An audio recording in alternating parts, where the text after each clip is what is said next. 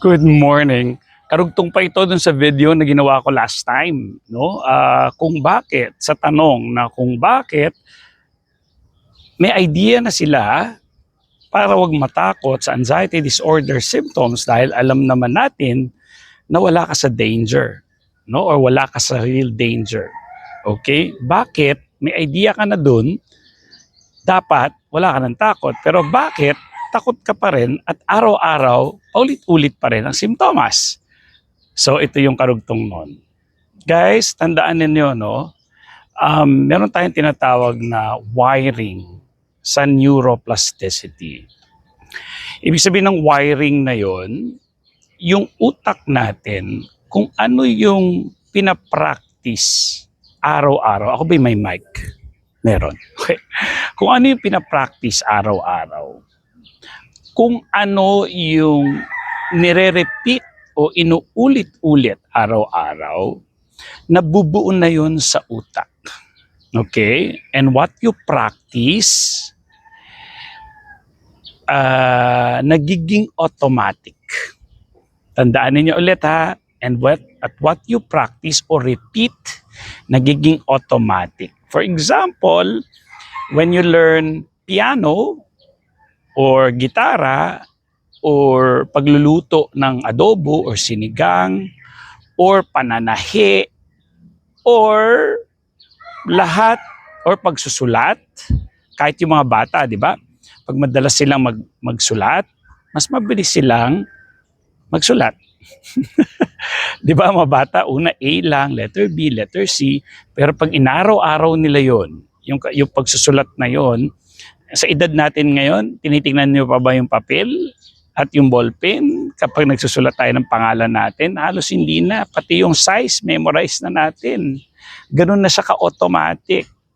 So kapag inuulit-ulit mo, yung halimbawa, mababaliw ako.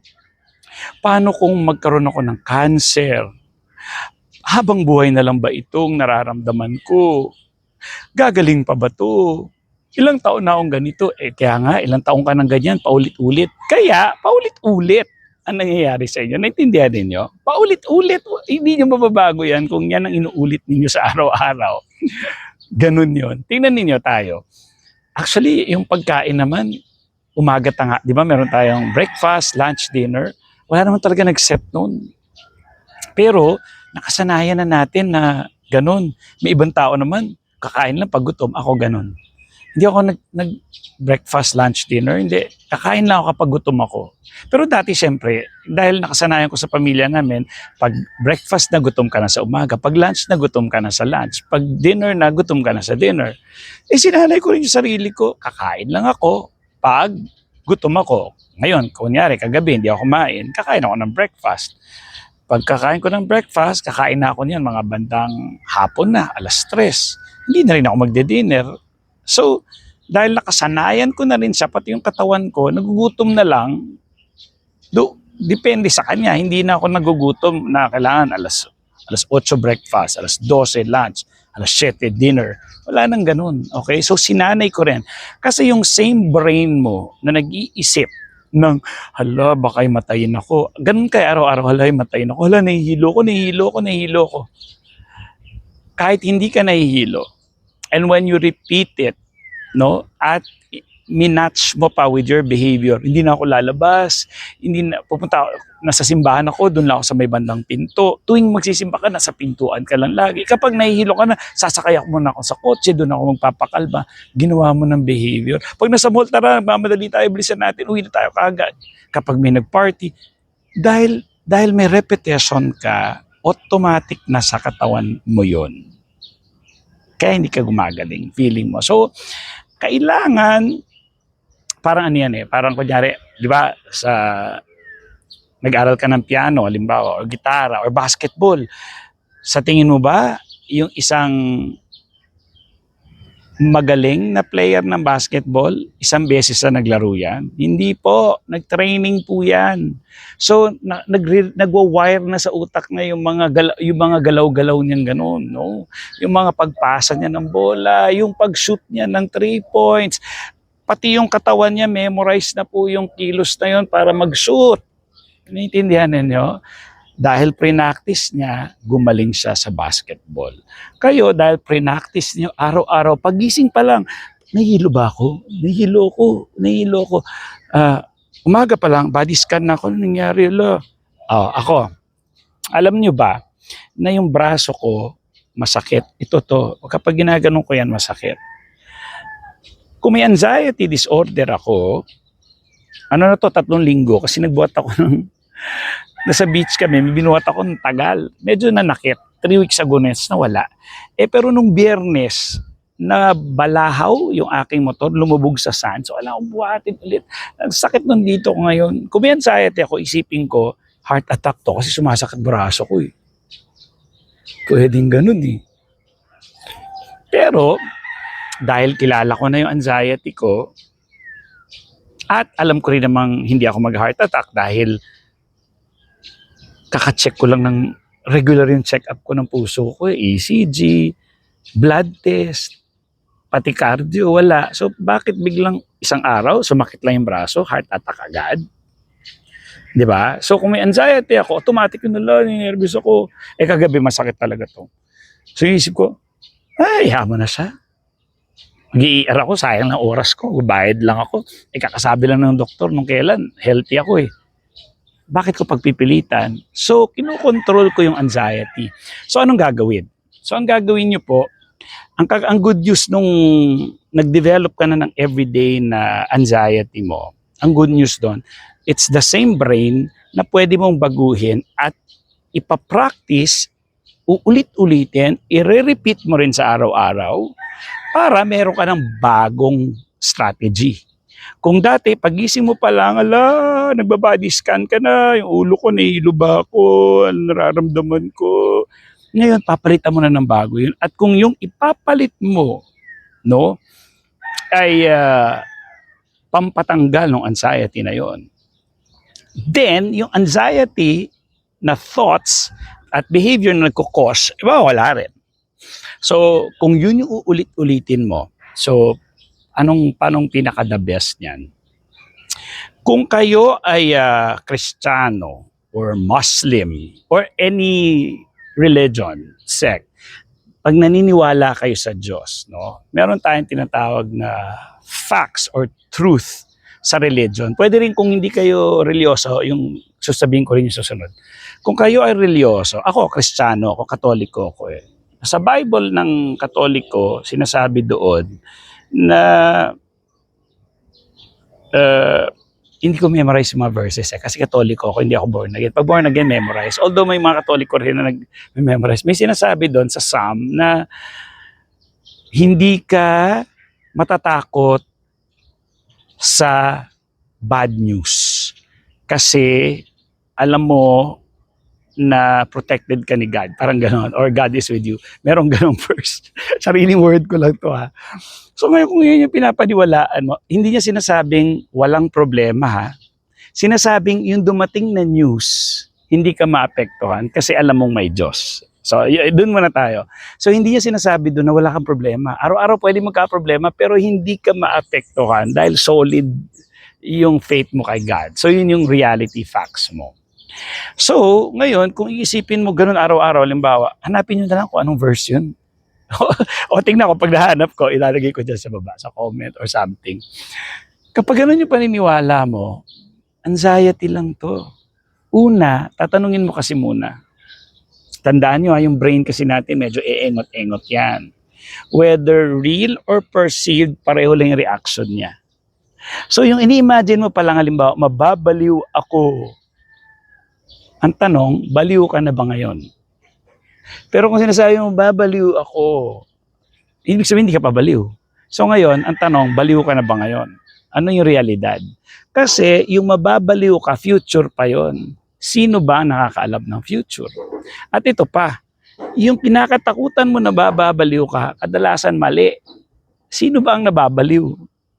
Yung sinasabi, sobrang talino, katarantaduhan yon. Sobrang talino yan, kaya nabaliw. Wala pong ganun. No? Yung mga tatanga-tanga lang yung gumawa nun, walang sobrang matalino na baliw. Okay? Meron yun, it's a condition sa brain.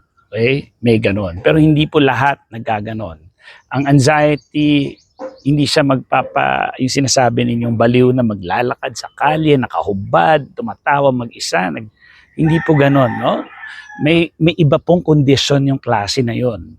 At hindi po lahat ng may anxiety, may ganon. Tandaan nyo, okay? So anyways, dahil nga mali iniisip mo, wala, mali ka na. Kaya dyan pala kita matutulungan, bago lahat. Pwede nyo kausapin, mahal ang cognitive behavioral therapy, yun yung gamit ko. I'm not a doctor, I'm not a health professional, I'm not a psychologist. Ako po ay graduate ng BS Psychology.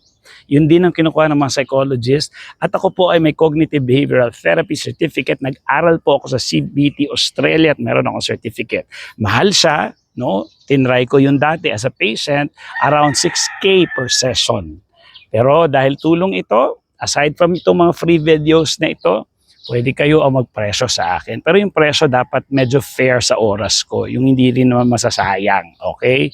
Kasi, at yung sa cognitive behavioral therapy ko. Kapag fair, sige, schedule natin. Kapag hindi, manood na lang tayo ng mga libreng free videos. Huwag nyo na sabihin, hindi ako tumutulong. Ito, ginagawa ko, nag-i-effort ako ilang minutes. Gagawin ko tong recording na to para lang matulungan kayo. Okay? Period na tayo doon. Ngayon, kung gusto mo pang lumevel up at papabilis, para hindi ka na magtiis at may pera ka naman, pwede kayo mag-message sa akin. Kontakin nyo ako, usap tayo. So, ito na nga.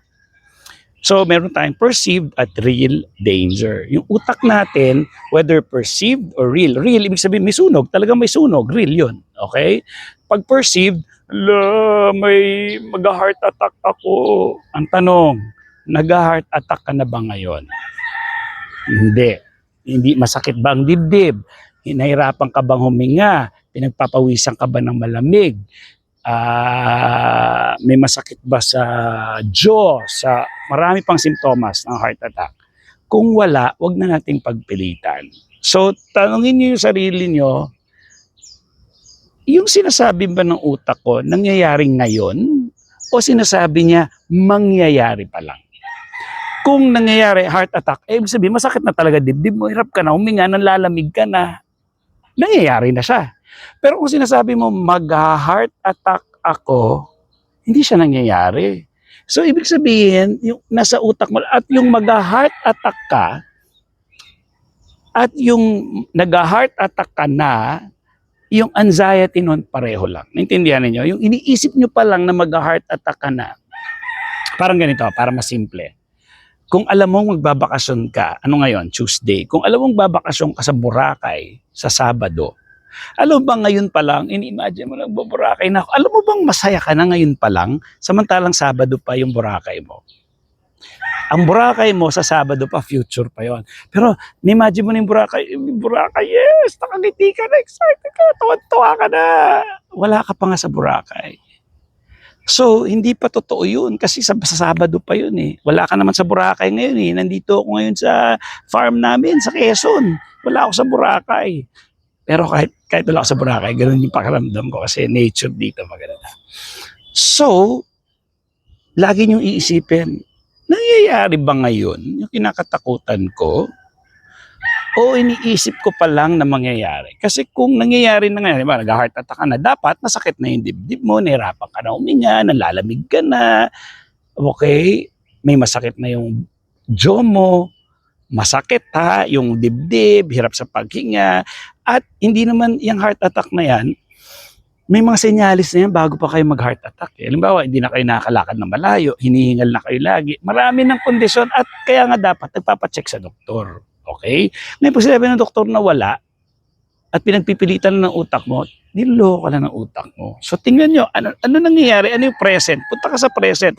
Ano to kinakatakutan ko? Nangyayari na ba? Kung sa future pa, then hindi siya totoo. Naintindihan? Kasi walang nakakaalam ng future. Naintindihan? Ang dami ko mga ganyan senyales eh. Dati nung may GERD ako, madaling araw, sakit na dibdib ko, hirap ako huminga, may simptomas, di ba? Punta ako sa ER. Pinauwi lang ako, GERD lang. Walang heart attack, maganda yung puso and all. Nangyari pa yan 2 beses sa akin sa buong buhay ko. ER, mahal-mahal. Tapos, wala. O di kilala ko na siya ngayon. Sabi ng doktor, wala kang sakit sa puso. Pag sumakit ng dibdib at nahirapan ko mga GERD, yun. E gano'n na nga ang ginagawa ko ngayon. So, inuman ko lang tubig, hindi na ako ninenervyos. Madaling araw, gigising ako ng sakit. Punta lang ako ng tubig, kuha lang ako ng tubig, inom, flash out, Mamaya-maya, balik sa tulog, wala akong nervous, kaya nakatulog ulit. Pero akit ulit, sakit, babangon na naman ako, ininom ko naman, mawala. Tulog. Hanggang sa makatulog na, hindi na ulit. Pero minsan, may mga 3 beses pa yan. Pero minsanan lang naman yun. Pero tanggap ko na hindi ako miserable. Kampante ako kasi alam ng doktor, sinabi sa akin na wala akong problema sa puso. So hindi totoo yung sinasabi ng utak ko. Kaya yung epekto, hindi ako nag-iiar, hindi ako kinakabahan, hindi ako nagpapanik pag nangyayari yung hirap. Naintindihan ninyo? So I'll always check. Okay? So ngayon ang gagawin natin, ang i-repeat nyo lagi araw-araw. For example, pagising nyo pa lang, nagbabody scan ka na. Na ano nangyari, nahihilo ba ako? Ilang taon ka lang nahihilo, naman nangyayari sa'yo. So ang gawin mo, dead man na. Huwag mo na pansinin. Punta ka na sa dapat mong gawin. Kunyari, pagising mo, uupo ka para mag-body scan. Ano nangyayari? Ano ganyan? Ang gagawin mo, tumayo ka na kagad. Gawin mo na yung dapat mong gawin. Huwag ka na mag-body scan. Or, kung dati, pagising mo pa lang, kaiga ka, ano nangyayari? Atake na naman ako. Magdasal ka. Imbis na mag-worry ka, palitan mo ng bagong behavior, magdadasal ka ngayon. Sabi mo, Lord, salamat po sa lahat ng bigay niyo sa akin. Kaasar tong anxiety na to. Sa tulong ni Coach, naintindihan ko na. So magdadasal na ako, papasalamat na ako sa iyo. Kahit pakiramdam ko na igila ako. Kasi pag alam ko na ngayon, na pag kung ano yung inulit-ulit, ganun din yung mangyayari sa akin sa araw-araw. So ngayon, ang gagawin ko na, magdadasal na ako sa iyo araw-araw, papasalamat. Hindi ko napapansinin yung hilo ko lagi, hindi na ako magbabody scan. Kapag nahuli ko yung sarili ko nagbabody scan, mag-focus ako sa ginagawa ko. Naintindihan? Yun. Okay? Sana nakatulong itong video na to. Message me, usap tayo, pila. So, yung mag-message sa akin, yung gusto lang ko mausap sa akin. Hindi po ako sumasagot sa mga tanong-tanong kung tanong-tanong lang. Message kayo sa akin kung gusto nyo kausapin. Yung mga sagot nandito na po sa mga videos, panoorin nyo na lang. Dapat diagnose ang doktor. Kung hindi man, I'll guide you kung anong gagawin. Gaya ng isang follower ko taga-abroad. Ano ba yung sabi niya? Lagi daw siya nagpapalpitate, hindi daw siya makatulog. Sabi ko, kailan ka uli nagpa-check sa doktor? Naku, taon na po. Ay, hindi pwede. Sabi kong gano'n. Pwede talagang anxiety yan, pero pwede rin kasing totoo yan. No, na nagpapalpitate ang puso mo, talaga maaaring may thyroid problem ka, may sakit ka talaga sa puso. So gusto natin ma-rule out para tayo, pa nag-usap tayo, assured tayo na okay naman pala, wala naman pala sakit sa katawan, sabi ng doktor utak nga lang yan, ayusin natin. So yun, yung mga ganong klaseng guidance yung sinasabi ko. Ayan, okay? So with that, maraming salamat. Bye! See ya!